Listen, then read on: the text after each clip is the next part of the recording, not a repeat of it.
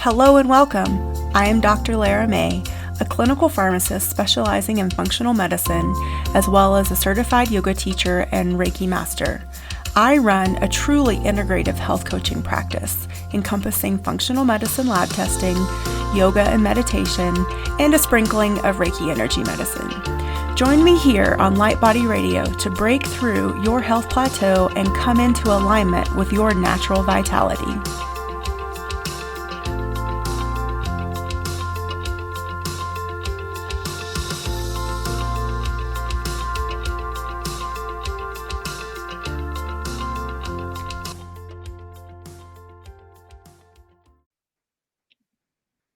Hello and welcome to Light Body Radio. I'm your host, Dr. Lara, and today we have with us Casey Weiss, a certified holistic nutritionist and life coach who lives in Northern California. She runs her practice, Your Case for Wellness, where she offers private and group coaching services. And after almost a decade of struggling with eating disorders and body image issues, she knew that there had to be a better way to approach health. And so this is what propelled her to study nutrition. She focuses on working with women who are ready to stop the yo-yo and finally make peace with food and their bodies. She helps women to learn to eat in a way that promotes overall health as well as weight loss. And she found that what was missing in the health coaching space were coaches and programs that emphasize the importance of mindset and holistic behaviors in tandem with food and exercise. She now coaches women all over the world on how they can truly feel their best from the inside out and stress less about food so they can live their lives to the fullest. Welcome. I'm happy to have you. Thank you so much. I'm so excited to be here. So I always like to get started by having the practitioner, the guest, tell me about their story. So tell me a little bit about your evolution into being this coach and nutritionist practitioner. Yeah. So I started this journey way back when I was in high school. I was a competitive runner, always surrounded generally by like healthy food, didn't really think much about food in my body until I took a summer community service trip to Ecuador. So this was going into my junior year of high school. And it was the first time I started to notice the people around me not finishing the food on their plate. And I started to question myself, should I be finishing the food on my plate? You know, what does this mean for me and my body? And as a result, started to make some small changes with the food I was intaking. And when I came back from this trip, I had lost some weight and I received a lot of notice on my body. And this is coming from an interesting place because I also was late to bloom in general. And so I didn't get a lot of comments on my body, especially in high school. And so when people started noticing, it kind of fueled this negative fire for me to want to control, to want to restrict. So I had years of going down this restriction path, really feeling at war with my body until I got to the point where my body had enough and I started to get really like what I thought were uncontrollable cravings. I started going down this yo-yo dieting cycle rabbit hole where I would feel like I couldn't control myself around food. And then I would go and restrict. And it was this cycle that I kept going on. And that also ensued for years. Eventually, though, I realized something had to change, and clearly going on a new diet wasn't what's going to be my answer. So I was interested and intrigued by the intuitive eating movement, and that in of itself really helped me to make better peace with my body, with food. But then I wasn't able to still feel my healthiest. Like, yes, I had a better relationship with food, but I still didn't feel like I had the energy I wanted to. Like my body still felt like I felt as confident in my body as I wanted to. And so when I worked with a holistic practitioner, she really helped me to understand that while, yes, I need to embrace food at the same time, understanding what foods will better fuel me for my blood sugar, for my hormones, for my satiety, that is amazing too. And I had gotten over the hump of just fearing foods, right? So it was in a better place to be able to receive that type of information.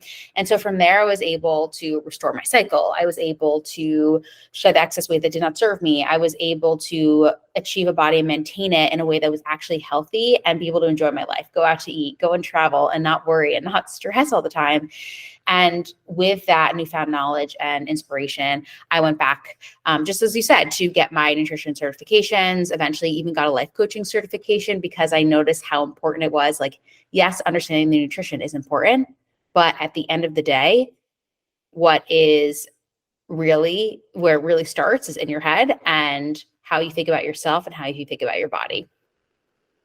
Yeah, that's so true. And that's why I'm really happy to have you on today to really dive into this whole mindset piece, because I don't know if it's really spoken about enough. Like, we talk and talk and talk about healthy eating and healthy food and intermittent fasting, and even, like eating best for, I talk a lot about that for blood sugar, and because I work with a lot of patients and helping them reverse their diabetes, type 2 diabetes specifically. But, where the struggles come in, usually that all starts in the head. Yes. Like, there is a biological piece with our craving, and that's a dopamine cycle. Mm-hmm. But part of even training ourselves out of that dopamine cycle comes in with our thoughts, right? Yeah. So how do you help your clients with that, or like what's your take from that perspective? Yeah. So what's really important is to understand that there's so much information out there, and we can get information overload. Also, a Mhm. lot of times information from people who are not actually based in science. So we'll leave that for another another conversation. Mhm. Um, but the thing is that your problem, like people listening, your problem isn't really a lack of information. It's that you don't know what to do with it, and that you feel so stifled with so much overwhelm, and you haven't dealt with a deeper why and deeper issue, so to speak, the root causes. So I work with a lot of women who, they've had moms who put them on diets when they were younger. They were always told, like other people who were told to always clean their plate, other people who only thought of exercise as punishment. I mean, think about all the 90s diet magazines, how they would pick apart women's bodies, teenage Mhm. girls' bodies. And that is the culture we were brought up in. So we first need to understand, and create a deeper why of like, are we doing this just because we want to fit a certain mold, or is there something greater?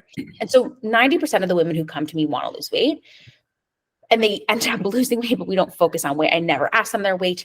We don't use that as the metric of progress.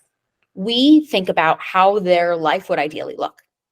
So yes, that can be putting on an item of clothing and feeling confident in it. But that also involves, like, I work with a lot of moms as well. So like, I want to have energy to keep up with my kids. I want to feel like when I'm at work, I'm not thinking about lunch all the time and thinking about food and stressed about it. I find so often women who come to me are like self-proclaimed type A, perfectionists, and they like wear it like a badge of honor. And that's what our society's done, is like, you wear as a badge of honor, being perfectionist, being like so meticulous, but to what end? Mhm. A lot of times when you have those types of tendencies, you feel so paralyzed with overwhelm of like, I'm not going to do this perfectly, so where do I even start? Or you do start and things don't go perfectly. You start out on your diet, you're doing well, you're getting your salad and your chicken and your Tupperware every day and whatnot. And then by Friday, you are so sick of it, you throw in the towel, and the weekend, you're like, what's even the point? I'll start again on Monday. And so we get into that all or nothing cycle too. Mhm. So understanding like certain cognitive distortions, even like, like the all or nothing mindset, and being able to recognize these patterns is so crucial. Mhm. Yeah, one of the things that I do with my clients is have them start doing thought downloads first thing in the morning, Mm, because, like, even when we're like looking in the mirror, brushing our teeth or washing our face, like, what is that dialogue going around in our head? Like, what are we saying to ourselves about ourselves? yes. And just because so much of it, like you said, starts so young, and with the negative self-talk and or the comparison, or I'm not good enough because I don't look like this, or I don't fit into this size, or any of the thing all those things.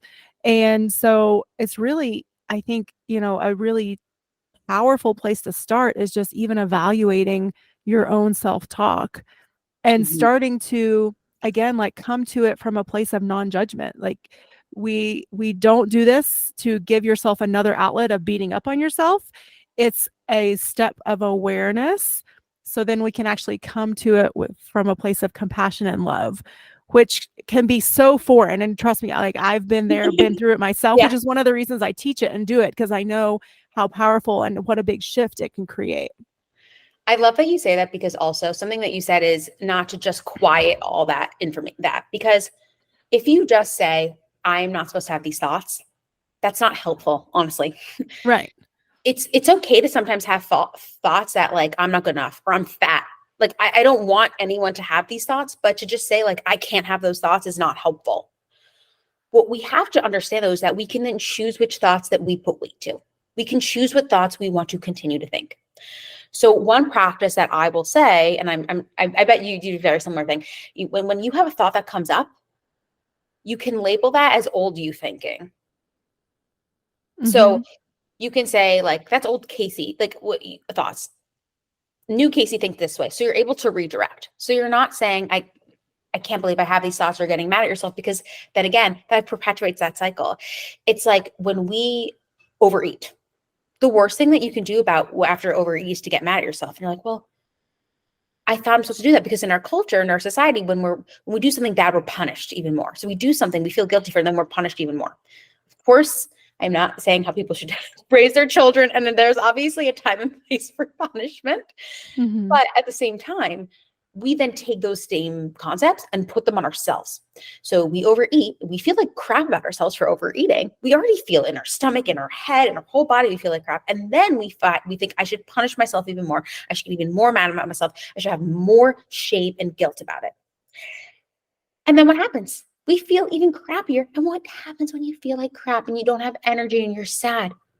You probably turn to food again. So we create this cycle, and the same kind of thing goes with our thoughts, right? And obviously those thoughts are correlated with that overeating behavior. So as I said, what I really loved how you said, like the thoughts and how we then choose to then think about those thoughts, how we take them from there versus trying to control our thoughts. You are never going to control your thoughts. Right. But being aware of them is a completely different perspective. Totally. Yeah. And approach. And then from there, I like to ask my clients, okay, well, when you're thinking those thoughts, how do you feel? Yeah. And so then they start to associate with, oh, I understand now that my thoughts are creating my feelings. And if I don't like the way I feel, then I can choose a different thought, and just start to, again, like just create this sort of like downstream effect of awareness. You can try on a thought, right? Like you can try on, say, okay, I don't know necessarily what I can think, but I can try it. So and I do this a lot with clients too, and they can be really uncomfortable at first, but you may not try on the thought that you feel like you're beautiful. First of all, it's always really important that we choose to orient ourselves mentally towards not just physical, but also internal goals. So, but that doesn't mean that we can't also say, like, talk about outwardly appearance, because that's silly. That's okay to be a motivator. That can't be the only thing. That can't be like the main driver. So maybe you go looking in the mirror and saying, I am beautiful, I have the perfect body, is definitely too much for you. But can you think of something small? Can you think of something internal? What thing is this a little bit more than what you would say in terms of complimenting yourself? Makes you a little uncomfortable, but isn't something you're like, I definitely can't believe that. Because that's not going to be helpful either. If you're just like, I have everything perfect all the time and everything, like, for some people that can work, and that whole manifestation technique can work in that end. And I do think there's totally a time and place for that too. And it really depends on how you function. But for a lot of people who are trying to get into this space of seeing and believing what's possible, the reason why it hasn't worked for you is because you've seen the idea of manifesting and everyone's saying, like, I get my dream job just by saying it in the mirror, versus how can we be able to think about our thoughts and just try to make them 1% more positive. Yeah. Traveling up that scale of emotion the scale of consciousness, so, however you want to talk about it, whether it's like from the perspective of like Abraham Hicks or, I think it's Dr. David Hawkins or Hamilton. I always get those two mixed up. But the point is that you can't go from like judgment and just like really beating up on yourself Mhm. to complete joy and enlightenment. You can't like jump from one to the other. There's Yeah. steps in between. And so I love that you brought that up too, because it's about setting ourselves up for success. And Mhm. again, like when we just expect ourselves to be able to be like, well, why am I not happy all the time? You know, I think that's like sort of an unrealistic expectation. Yeah. We're humans. We live on a planet of polarity, and that's cool. And so we just, like we want to be happy as much as possible, but we have to understand that 100% happiness all the time is just not realistic. And that's okay. Again, like being at a place of acceptance with that. And then you use the word perfect, and I think a lot of women struggle with this perfectionism Mhm. and perfectionist tendencies. But even just asking yourself the question, like, what does perfect look like to me? Or like maybe defining your own definition of perfection versus, like maybe you've been setting yourself up for this vision of perfection that's not even yours. Like maybe you set it up based on like what your mother told you was perfect, like 20 years ago, whatever. Yes. So, even just evaluating that concept of perfect and how that fits into your life. That is so true, how we very often use other people's definition for success for our own. Mm-hmm. And it makes sense because growing up, that's what we were supposed to use. Like you had your parents, you had your teachers telling you if you did a good job or not. You submitted the paper and someone else told you if you got the A, B, C. And it wasn't just if it was a true, false, and like obvious what was not, like even with your essays, you have like someone else decided that. And so it's no wonder why we externally look for validation in so many ways. We externally look for validation. We externally look for guidance. That doesn't always have to be a bad thing. I actually was just talking about this on my Instagram yesterday, how that is how most of us are oriented because that's like the society we were brought up in. So instead of saying, I'm going to change all, because that's how we're oriented, how can we work with that? It is why we are often though so drawn to diets because it's some type of structure and that can feel safe because it feels safer for us to have these rules and guidelines. Yeah. However, how can we be able to challenge that? So instead of being like, I'm on a diet plan, I'm on a meal plan, I have to count all my calories, I have to fit this amount of macros, whatever, we need to find safety and structure in a different way. So sometimes it's like working with a coach who is an expert or working with a practitioner, right? Working with someone who can give you that sense of safety so you can still be able to explore. Obviously, there's certain practitioners who would maybe go the traditional diet route. We're talking about people who, but there's a way that you can be able to get that guidance. I mean, think about just traditional therapy too, where you're able to be given a safe container, but still be able to explore. Mm-hmm. Yeah, well, and let's even just talk about that word diet. Unfortunately, like the definition of diet is just a style of eating, really, but it's been given by society this definition of like a short-term thing that we do to create a, change in a certain time container. And then, like once we reach the end of that time container, then we stop or, Mhm. like we go back. And so that's one of the things that I find, even with my clients that I'm working with them, like reversing diabetes, is Mhm. changing that perspective and saying, okay, this is a lifestyle change. Mm. We're shifting to where we're creating this knowledge base and this habit base so that when leave me, you're done with me, you can progress forward. Yeah, I'm like clapping. I don't know if this is video recorded too This is or not- okay, but I'm literally because it's like I hear lifestyle so often. I say it too, and it's really hard to avoid it. And like it's something we understand. But yes, so that they can work with us and then move on and have the skills If Yeah. you need to keep, just like when you say the diet works, why do you have to keep coming back to it? Why do you have to keep ordering that Jenny Craig meal or whatever it is, right? Right. If you have the proper skills, if it really works, of course, there's practices and principles you have to come back to, but you shouldn't, you shouldn't be caught in this spiral continuously. Right. And I even, for my one-on-one clients, I work in this 90-day container. Mm-hmm.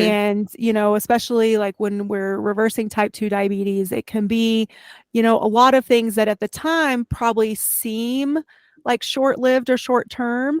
But again, I continuously remind them through that process of, okay, we're building a foundation. This is going to carry you forward when we're done. So this is not something that you will ever stop doing, but we're also building metabolic flexibility, which I don't think we really talk about enough in the nutrition world. Yeah. We talk about intermittent fasting and paleo and keto and anti-inflammatory and vegan and vegetarian, all the things, dairy, all the things. That gets beaten like a constant drum. But what Yeah. we don't talk about is metabolic flexibility, which is, I think, also what you're referring to is like when you can say, when you can go out to eat and you can enjoy yourself, but that what you're coming, you have a treat or a splurge or whatever you want to call it, but you're coming back to your base, your foundation of, whole foods, clean meats if you're a meat eater, whatever your most healthy picture looks like, because again, it's different for everyone. There Mm-hmm. is no one size fits all diet eating plans out there. So, and that should evolve too. Like, I'm sure a lot of women come to you with a lot of inflammation, and as we heal that inflammation, a lot of times we want to eliminate the things causing the inflammation, but then we also want to be able to reintroduce them. And so Yes. that's something telling people too is like this is a period of again, awareness, dampening down inflammation. I don't like to call it a diet. Like anything like that, because again, it's a tool. So if they find themselves back in this phase later on in life of inflammation, they know what they can do to come back and to help themselves. So anyway, that's my thought about that. And Well, also, that's something that's also important because there's so much talk about gut health, which is definitely something that I focus on in my practice as well. But there's, as with that, is so much like eliminate this, eliminate that, eliminate that. And there totally is a time and place to eliminate. But then if you were working with someone who's just saying to eliminate and they don't talk about reintroduction, red flag, mm-hmm. red flag. Yeah. Yeah. And that is probably one of the biggest questions that comes up, because I Oh, do really? food sensitivity testing. And so like my clients get their report back and they see, sometimes a lot of things in the red, and like their mind is swirling like, oh my God, I'm never going to be able to have these things that I love again. And like, no, that's not true. Yeah. We just need to go through a little period of healing. Let's do a detox protocol. And then, once we've done this container, then we will Mhm. start reintroducing. And it's amazing, even within, like, I would say a period of a week to 2 weeks, how much better people can start feeling when they eliminate what is causing their inflammation. And because it also, I think we started this conversation by talking about mind body a little bit, and we haven't Yeah. really talked about it that much. But when you start to feel better physically, then I think that also gives you the space to start shifting your mindset. So, like, it's sort of like chicken or egg, like, which is first?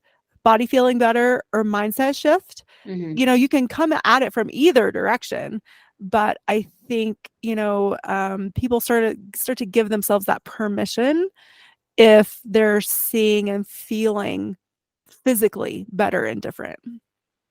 Absolutely. The thing is that even if you are focused on, like, even if you can weigh yourself and really have no judgment about it, the scale is meant to fluctuate. Now, not fluctuate crazy amounts. Like, I don't think there is weight cycling that has been normalized to some degree that is not healthy, because that can be certain signs of inflammation or just yo-yo dieting in general. Mm-hmm. But obviously, like within a certain range, totally like fluctuations should be happening, especially women with our hormonal changes, right? Mm-hmm. But at the same time, it is just so not motivating to see every day and then this is what happens. So you either feel like you've been doing so well, you weigh yourself and the scale has gone up. What do you end up doing? Wanting to self-soothe. A lot of times that means self-sabotaging behaviors, overeating, negative self-talk, not then doing the workout because what's the point? Or maybe your weight is the same as it was and it's kind of the same thing. You're like, I did all this work and it's the same. Or you lost weight. What I often see is the moral licensing of people saying, oh, well, I lost weight. I did this. Well, then I guess I won't meal prep for tomorrow. I guess I will miss the workout. And of course, we want to live a life where we aren't rigid, but we shouldn't be using our scale weight as like the go or no go for the activities that we are going to do. And so can we weigh ourselves? Sure. But we shouldn't be weighing ourselves constantly. And we also need to come up with better and more holistic metrics of health, because if we can focus on, like, first of all, even if you want to be a very physical metric, I would say I recommend much more picking a piece of clothing and seeing how it's fitting on your body versus weighing yourself, because a lot of the women that I work with end up, doing more strength training and whatnot, and their body composition changes in a way that's very positive, and also for longevity is very positive. But your weight may stay the same. But also, think about other things like how am I sleeping? Like, what is even your skin clearing because of certain inflammation going down and just foods that you are eating? How does my partner feel about a relationship? How do I feel about a relationship because of the way that it's changing because you feel better? And so then your output is different. Like, just focusing on other ways that we can measure our success is so crucial. I cannot say it enough. Right. And I think that's, again, like a sign of a good coach in general is having those periodic check-ins with the whole, some people use a wheel, there's different like visuals, but I know exactly what you're talking about. Yeah. I like that wheel. Yeah. But it's a good, and because like before I even like started my coaching training way back in the day, I'd never even thought about evaluating like periodically and checking in and like sort of rating it on a scale of like 0 to 10, 0 being low, 10 being like 100% awesome. And it's just a good way for you to even, follow along with, okay, where am I? And again, no judgment, just being like, okay, well, if I'm not feeling as great or confident in this one area of my life, whether it's career, relationship, money, health, whatever, then, what do I need to bring more in? What can I bring in more to help bring this number up that I'm giving it, or this, evaluation? Yeah. Cool. So tell me, oh, are we frozen? Okay.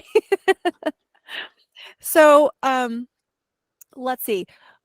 How do you encourage your clients to have that balance between physical movement and food?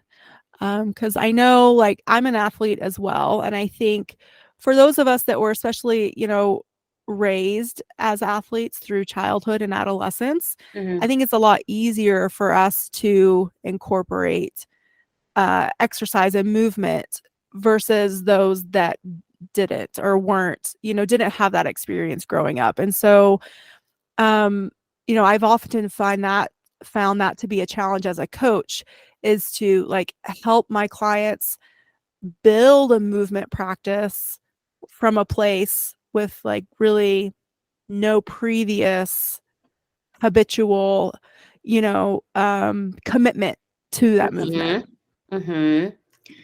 Okay. So you really need to evaluate where you are. And there's no judgment there.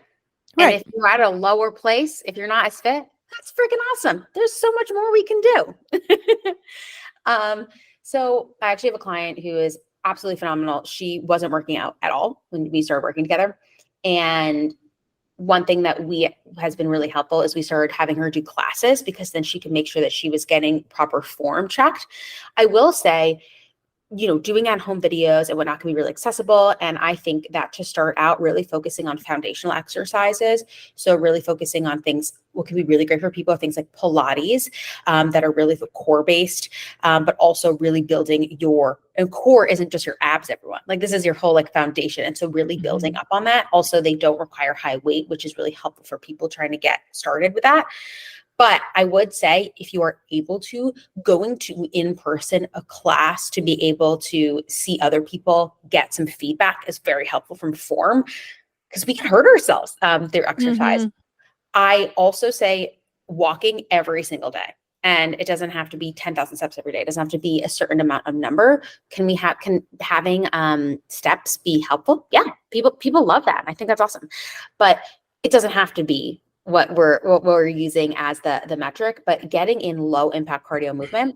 Now, I'm saying this as someone who's previously a marathon runner. So I understand and I was intense. I ran Boston Marathon, and qualified again. I understand being intense, but I will say I did notice negatives in when I was treating my body with not the bright kindness and doing too much cardio and not balancing it otherwise. So there's also really great ways of marathon training that don't involve as much even running and really focusing on full body training too. But in general, I'm sure that most people when listening to this aren't like, okay, I'm jumping into marathon training. This is not a marathon training podcast specifically, but I would say focusing on full body, making sure you're getting a balance of cardiovascular activity, which again, that includes walking, as well as getting in strength-based movement, which again, I would say starting with something like Pilates, or maybe a yoga that's a little bit more strength focused, and then building up from there so you can gain more confidence, because at the end of the day, what's going to help you to stick with it is feeling the motivation, and feeling the motivation you will feel a lot more if you are able to have more confidence in what you're doing. If you're just running into the weight room at the gym, you have no idea what to do. Yeah, you're going to probably feel really lost and scared even, and not know where to start, and therefore not start. Yeah. The other thing that I like to focus on is finding something that you enjoy. Oh Don't yeah. do I something that should that have been you the feel first like thing I a said, because I chore. very much believe it. But yeah. So if it's like hiking, go for a hike, Yeah. take your dog for a walk. Rucking, that's something that since I started hunting, I've picked up more on, is just walking with a heavy pack. Yeah. And again, I use that word heavy very relatively, because you can start with a 5-pound weight in your pack and work your way up to as heavy as you want, and even that is considered a weight-based exercise, which Oh, for women totally. is really good for bone density. And, especially as we get older, it's so important for us to be doing weight-bearing exercise. So weight-bearing can be weightlifting, rucking, something like that. So you're carrying a load that's more than just your body weight. So I think that's really important. But yeah, always start, find something that you enjoy. Go for a swim. I don't know, go for an outdoors, like an open water swim. Or yeah, Absolutely. yeah, join a community club team of some sort with soccer, softball, or volleyball, or whatever. Yeah. And find community. Finding community is so key. And it's funny you say rucking, because my husband just read the book Outlive, and they talk about rucking, and he's like, I need to get into rucking. It's it's so like you can do whatever you want. Yeah. But it is really also crucial if we can find ways to have activity in just daily activities. Like you said, for example, on the weekends, I live in California, and I live in Northern California. So I'm very lucky to have access to great hiking trails within walking distance of my house. But with friends, that's an activity we do on the weekend. We go and we go hiking, or people love playing pickleball, right? Or whether it's activity like that, finding ways that you can be in your lifestyle versus just thinking of working out as working out. That's a big thing in America in particular, is we think a workout is that 30 to 60-minute workout, and then we're done, and then we just sit on our butt all day. And so that's why sometimes it's much better to actually have less intensity. And I love some intense, whether it's even weightlifting or sprint sessions or whatever, but what's really, I've noticed the biggest change for me and with clients as well is when we're able to find movement, general movement throughout the day.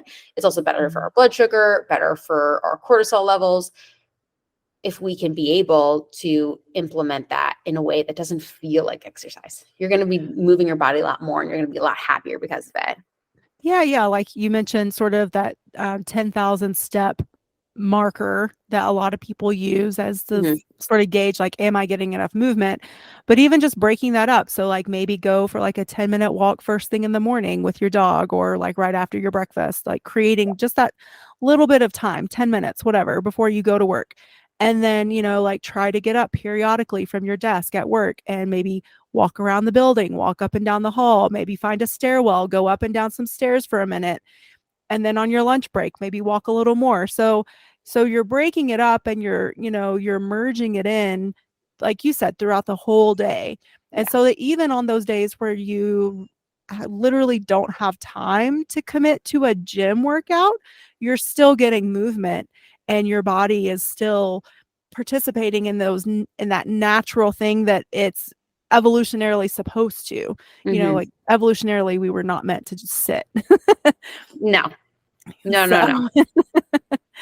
yeah, awesome. So like tell everyone where they can find you and how they can work with you. Yeah. So first of all, thanks so much for having me. I knew that we had synergies and like talking about like I feel like I could finish your sentences. um, I am, as I said, a holistic nutritionist. And so I work with clients mostly in the one-on-one setting. So I have a couple of spots open right now for private coaching, and I work in a 3-month container to help to work on your specific health goals, very customized, getting messaging access to me, really being there to handhold you and support you along the way. I also have a program called Healthier Together, where in small groups of your choosing, we kind of have that private, it's almost like when you do semi-private training at the gym. So you're able to get the benefit of getting the accountability and support of people, like you get to pick your own small group, but also being able to have it still within like a semi-private setting, still getting customization from me. And we get that one-on-one FaceTime, which is awesome. I have also courses so that you can purchase, whether it's my wellness kickstart course. I also have a pregnancy fitness and nutrition course that I made with my dear friend who is a pre and postnatal fitness specialist. So lots of different options and always new things coming out around the corner. So if you want to check me out, I am Your Case for Wellness on Instagram. That's like the best way to find me, and DM me. And I will give you a link that your listeners can access with my nutrition bundle, which is a video of my 3 top nutrition tips and my Stop Overeating workbook. Oh, cool. Perfect. Yeah. Make sure you shoot that over to me. I will. It yeah, it'll live on our show notes page, and all of our show notes are at drlaramay.com/podcasts. That's where all of the shows. So if like you don't, so for some reason can't find us on all the amazing platforms out there, we're literally everywhere: Amazon Prime and Alexa and Siri and All the things, Spotify, all the things. There is a show notes page, which is where we have our links. Usually like a little summary, a bio, and then also like, websites and Instagram, all the social handles too for all of our guest speakers. So definitely head on over to there to find out, again, how to get in touch with Casey and work with her. And thank you so much for being here today. Is there anything else you'd like to say before we finish up? Yeah, I just think it's really important for us to not be so hard on ourselves in our journey, but also to recognize that some people can make it seem so easy. Like, oh, you can just listen to your body and be intuitive. And there are some people that can just do that, and that's great. I know I wasn't one of them. It took a lot of time and a lot of work, and you are worth working on. You deserve to feel confident in your body. You deserve to feel healthy without having to track calories and macros, but you also should be able to feel healthy in your body. And I feel like a lot of what's online is either like, don't diet and don't care, or the extremes of only thinking about our body and counting calories or whatever it may be. And there really is, it's not like this is necessarily as sexy or as easily marketed, but there really is a middle ground there where you can be able to take care of your body and your mental health while also focusing on your physical health and appearance as well. And there's nothing wrong with that. And that's what I want women to know, that there's nothing wrong with potentially wanting to change your appearance, but there needs to be a bigger why. And we need to do it from a place of health, not from a place of hate. Yes. Beautiful. Amen. Well, thank you so much. And like I said, everybody go to drlaramay.com/podcast to find the show notes, to get in touch with Casey, and follow her on Instagram, which again, say your handle again one more time. Your Case. So like Casey, but without the Y, Your Case for Wellness. Excellent. Awesome. So, all right. Thank you, everybody. And we'll catch you on the next episode. Thank you.